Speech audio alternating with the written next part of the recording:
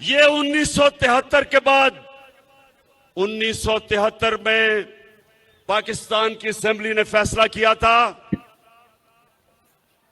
کہ جو لوگ ہمارے نبی صلی اللہ علیہ وسلم کو آخری پیغمبر نہیں مانتے وہ مسلمان نہیں ہیں. یہ 1973 کی اسمبلی نے فیصلہ کیا تھا. انہوں نے کہا تھا کہ قائدیانی جو ہمارے نبی صلی اللہ علیہ وسلم کو آخری نبی نہیں مانتے وہ مسلمان نہیں ہیں، وہ اقلیت ہیں.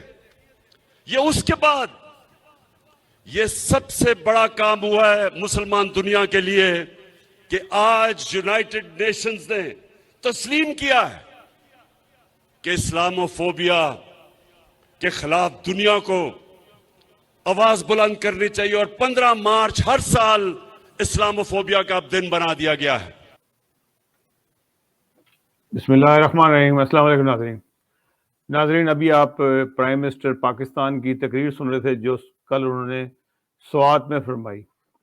انہوں نے کہا کہ یہ جو اسلاموفوبیا کا دن 15 مارچ مقرر ہوا ہے وہ اس واقعے سے سب سے بڑا واقعہ ہے جب 1974 میں 7 ستمبر 1976 کو احمدیوں کو غیر مسلم اقلیت قرار دیا گیا تھا. اور یہ اس کے بعد سب سے بڑا جو دن اگر منایا جا رہا ہے تو وہ یہ اسلاموفوبیا کا دن ہے. ہمارے پرائم منسٹر صاحب کو شاید علم نہیں ہے کہ اسلاموفوبیا کا جو آغاز ہوا تھا وہ 1974 سے ہی ہوا تھا کہ جب ایک مسلمان جماعت کو میجورٹی اتھارٹی کی بنا کے اوپر آپ سے عقیدے کے اختلاف کے اوپر آپ سب لوگوں نے مل کے اس کو غیر مسلم قرار دے دیا. پھر آپ نے کبھی یہ نہیں سوچا کہ جن لوگوں نے احمدیوں کو غیر مسلم قرار دیا تھا تو اس کے چند ہی سال کے بعد ایک اور مجاہد ختم نبوت آیا جس کا نام تھا جنرل محمد ضیاء الحق جو ڈکٹیٹر تھا.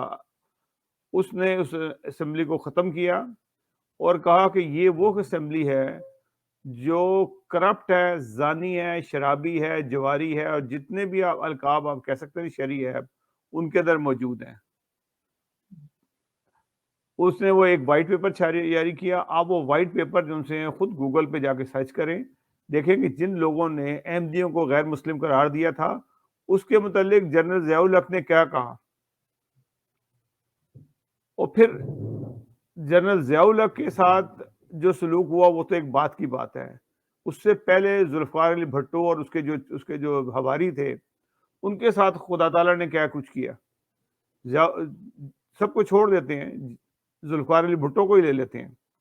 ذوالفقار علی بھٹو کو پھانسی ہوئی اور وہ کتے کے ہر حرف پہ اوپر وہ مرا، یعنی کہ 52 کے ہنسے کے پر فوت ہوا، جو 52 کے ہنسے پہ جسے کہتے ہیں کہ کتے کے ہنسے مرنا. پھانسی ہوئی اور اس کو پھانسی پہ چڑھانے کے بعد لے جانے والا بھی احمدی تھا، مجید قریشی جو اسسٹنٹ جیل سپرنٹینڈنٹ تھے راولپنڈی میں. وہی لے کے گئے اور انہوں نے حوصلہ دیا، ہمت دی. جو ایئر وائی کی کہ ایک پروگرام میں وسیم بدامی نے پورا پروگرام کیا. انہوں نے بتایا کہ میں نے کہا کہ یہ ہسٹری لکھی جا رہی ہے، ہمت کرو اور دلیری دکھاؤ، بزدلوں کی طرح نہ مرو. اس کو لے گئے، اس کو پھانسی کے پھندے تک لے گئے، اس کے ہاتھ پیر باندھے اور پھندا گلے میں ڈالا اور اس کو پھانسی دی. یہ آپ اندازہ لگائیں گے یہ کام بھی ایک احمدی نہیں کیا. پھر اس کے بعد ضیاء الحق نے مزید اقدامات کیے احمدیوں کے پر، سب تمام حرکات کی، پابندیاں لگائی، اذان پہ پابندی، نماز پہ پابندی، مسجد کا نام مسجد نہیں لے سکتے، یہ تمام چیزیں. پھر ضیاء الحق کے ساتھ کیا ہوا؟ ضیاء الحق کے ساتھ خدا تعالیٰ نے وہ کیا کہ اس کو ہوا میں ایسا اڑایا کہ اس کا ایک ٹکڑا نہیں ملا، کوئی ایک جبڑا ملا کسی چیز کا، وہ انہوں نے لے کے مسجد میں دفنا دیا. چند دن پہلے پیپلز پارٹی کے کچھ لوگ سندھ سے آئے تھے، انہوں نے ضیاء الحق کی قبر کے اوپر جا کے خوب دھما چوکڑی مچائی، جو سو کالڈ قبر ہے جو سی، اور اس کے اوپر جا کے انہوں نے خوب گالی گلوچ کی، اور وہاں سے بٹو کل بھی زندہ تھا، آج بھی زندہ تھا. پھر میں نے آج کل ایک پروگرام کیا جس کے اندر چودھری ظہور اللہ اور بھٹو کے بارے میں بتایا، کیونکہ اب جو ان کی اگلی نسلیں ہیں، نسل تو خیر بھٹو کی ختم ہو گئی ہے، بھٹو کا ایک پوتا بچتا تھا، وہ اس نے گانا بجانا شروع کر دیا، وہ لیڈیز لباس میں پھرتا ہے، اور بے نظیر نے اس کو چلایا، اس کے بعد ختم ہو گیا۔ بلاول جو ان سے ہے بھٹو کی نسل سے نہیں ہے، وہ زرداری کی نسل سے ہے، اور یہ لوگ وہ لوگ ہیں جو بھٹو کے قاتل بظاہر تھے، یعنی کہ ظہور اللہ کہہ رہا تھا کہ یہ جو پھانسی پہ چڑھایا یہ میں نے چڑھوایا ہے، پھر مرتضیٰ بھٹو نے اس کو ظہور اللہ کو قتل کیا۔ یہ شجاع حسین کے والد کی بات کر رہا ہوں میں۔ تو ناظرین، یہ صرف یہ میں ایک ہسٹری بتا رہا ہوں، اور یہ سوچنے کی بات ہے۔ آپ بھی سوچیں اس بات کے اوپر، کیا اللہ کے اتنے نیک لوگ تھے اگر یہ لوگ انہوں نے احمدیوں کو غیر مسلم قرار دیا، اور جبکہ یہ تمام کام خدا تعالیٰ کا کام ہے۔ اس سے پہلے یہ بھی کہہ چکا ہے، عمران خان بھی یہ کہہ چکا ہے کہ یہ جو کام ہوتا ہے نا، کسی کو غیر مسلم قرار دے، ہمارا رائٹ ہی کوئی نہیں ہے کہ ہم کسی کو غیر مسلم قرار دیں، یہ تو صرف اللہ کا کام ہے یا اس کے رسول کا کام ہے۔ ناظرین، یہ بھی ایک کلپ سنیے، پھر اس کلپ کو آگے چلتے ہیں۔ ایک صحابہ جنگ کے دوران وہ جب ایک کافر کو مارنے لگے، جب جنگ یعنی لڑائی ہو رہی تو جب مارنے لگے تو اس نے لا الہ الا محمد رسول اللہ کہہ دیا، تو انہوں نے پھر بھی اس کو مار دیا۔ 3 دن نبی صلی اللہ علیہ وسلم نے اس سے بات نہیں کی، کہا کہ اس کے تم نے دل چیر کے دیکھا تھا کہ وہ سچ بول رہی ہے نہیں؟ یعنی یہ تو انسان کو انہوں نے دیا ہی نہیں ہے کہ ہم فیصلہ کر دیں یہ فلانا کافر ہے فلانا کافر ہے۔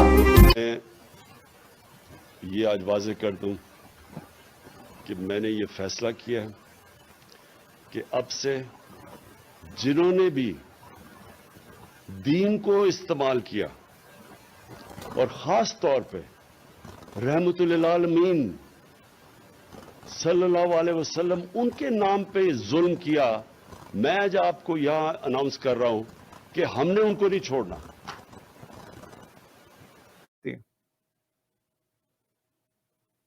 جی ناظرین، آپ نے یہ کلپ سنا، اس میں عمران خان صاحب نے کلیئر کٹ کہا ہے کہ یہ ہمارا کام نہیں تھا۔ پھر اس کے بعد، کیونکہ اس وقت یہ ناکامی کی کے عروج کے اوپر ہے، عمران خان کو پتہ لگ گیا ہے کہ اس نے جو بلنڈر کیے ہیں 3 ساڑھے 3 4 سال کے اندر، جو کچھ کیا ہے، صرف چور ڈاکوؤں کو اپنے ساتھ ملاتا رہا ہے۔ اس کو لوگوں نے کہا بھی تھا، کئی لوگوں نے، میرے جیسے لوگوں نے بھی کہا تھا، ہم نے پروگرام میں کہا تھا یہ کن لوگوں کو ملا رہی ہے، تمہارا بیڑا غرق کر دیں گے، اینڈ ٹائم پہ دھوکہ دے دیں گے یہ لوگ، یہ فراڈی ہیں، یہ پیسے بنانے والے لوگ ہیں۔ عمران خان خود بھی ان کو ڈاکو کہا کرتا تھا، قاتل کہا کرتا تھا، اس کے باوجود اس نے اپنے ساتھ ملایا۔ آج عمران خان میں صرف ایک وارن کرتا ہوں عمران خان کو کہ تمہارے ساتھ بہت لوگوں نے بڑی ہمدردی کی، ہم نے بھی بڑی ہمدردی کی تم سے، لیکن تم جو اس کاز کو لے کے چل رہے ہو اس پہ اللہ تعالیٰ راضی نہیں ہے تم سے۔ تم یہ ذکر کر رہے ہو نا کہ قادیانیوں کو غیر مسلم قرار دیا، یہ بہت بڑا کام تھا، اور جن لوگوں نے کام کیا تھا ان کا حشر کیا ہوا یہ بھی تو دیکھو۔ جنہوں نے کام کیا تھا بہت بڑا، یہ کہ احمدیوں کو غیر مسلم قرار دیا تھا، مسلمانوں کو جو ہے لا الہ الا اللہ محمد رسول اللہ پڑھتے تھے، نمازیں پڑھتے تھے، آج بھی دنیا میں تم سے زیادہ معزز ہیں۔ تم صرف معزز پاکستان میں ہو، پھر ایک دوسرے کو کاٹتے بھی ہو، تم سب ایک دوسرے کو چور ڈاکو بھی کہتے ہو۔ احمدی الحمدللہ دنیا میں پھیل رہے ہیں، اور ان کو وہ معزز بھی ہیں، ان کو خدا تعالیٰ کے فضل سے لوگ مسلمان سمجھتے ہیں، اور اسلامک موضوعات پہ انہی کو بلاتے ہیں، آپ لوگوں کو نہیں بلاتے۔ یہ میں نے خود بھی دیکھا ہوا ہے، اور آپ بھی اس بات کو جانتے ہیں۔ بہرحال یہ جو عمران خان صاحب نے دوبارہ یہ اپنے آپ کو پاپولر کرنے کے لیے، عوام میں مقبول ہونے کے لیے یہ جو نیا ڈرامہ شروع کیا ہے، ختم نبوت کا مسئلہ اٹھائیں گے، احمدیوں کے خلاف بات کریں گے، شاید اس سے لوگ بھڑک اٹھیں اور پھر ان کے پیچھے چل پڑیں، اور وہ جو تمہارے مخالف ہیں وہ اس سے زیادہ نام لے لیں گے تمہارے سے، دونوں لے لیں گے۔ کون جیتے گا اس کے اندر؟ تم دونوں بد نصیب ہو، اپوزیشن میں ہو، فضل الرحمان ہو یا تم ہو، بد نصیب ہو، اور جو خدا تعالیٰ کے قانون کی خلاف ورزی کرتا ہے اس کو اللہ تعالیٰ بھی معاف نہیں کرتا۔ میں صرف ایک بات بتا دوں، تم الزام لگاتے ہو احمدیوں کے اوپر کہ ختم نبوت کو نہیں مانتے، اور حضور صلی اللہ علیہ وسلم کو خاتم النبیین نہیں مانتے، تمہیں تو حضور صلی اللہ علیہ وسلم کا نام بھی لینا نہیں آتا۔ تم جو بات کرتے ہو نا، کبھی بلاول پہ بات اٹھاتے ہو کہ جی اس کو اردو نہیں آتی، تم بھی تو کہتے میں نے قرآن پڑھی بھی ہے، قرآن پڑھا جاتا ہے، پڑھی نہیں جاتی، ایک بات یہ بھی یاد رکھنا۔ تم تو خود ہی غلط قرآن شریف کے نام غلط استعمال کرتے ہو. کوئی آدمی ذی شعور آدمی کبھی یہ نہیں کہے گا کہ میں نے قرآن پڑھی ہے. قرآن پڑھا جاتا ہے نہ کہ پڑھی جاتی ہے. تو بلاول پہ تو کے اوپر کیا تم الزام لگاتے ہو؟ وہ تو کہتے ہیں لڑکی کو لڑکا کہتے تھے, وہ چلو اردو کا اس کا فرق. تم اپنے آپ کو بڑا اردو دان سمجھتے ہو, تم کیا کرتے, تم کیا کہہ رہے ہو؟ پھر جو ایک اور بات تمہیں بتاؤں سنگین, حضور صلی اللہ علیہ وسلم خدا تعالیٰ کے بعد آتے ہیں. تم تو وہ بدقسمت ہو جو اپنی بیوی کے کہنے پہ آ کے قبر کو سجدہ کر رہے ہو کہ مجھے ہدایت عظمیٰ مل جائے. جرم, بڑے جرمدار خدا تعالیٰ کی بے حرمتی کرنی ہوتی ہے کہ حضور صلی اللہ علیہ وسلم کی؟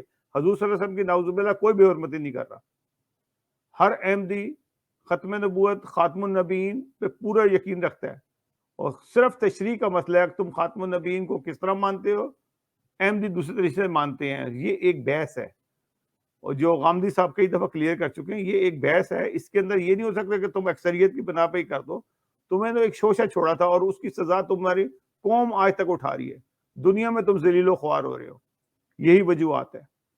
تم بھیک منگے بن گئے ہو, تم ناکام ہو گئے ہو ہر جگہ پہ. کوئی ایسی کوئی جگہ ہے جہاں تم کامیاب ہوئے ہو؟ ہر جگہ ناکام ہو گئے ہو.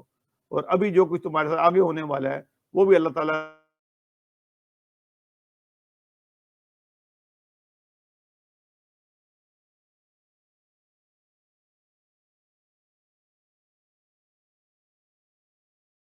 ہے.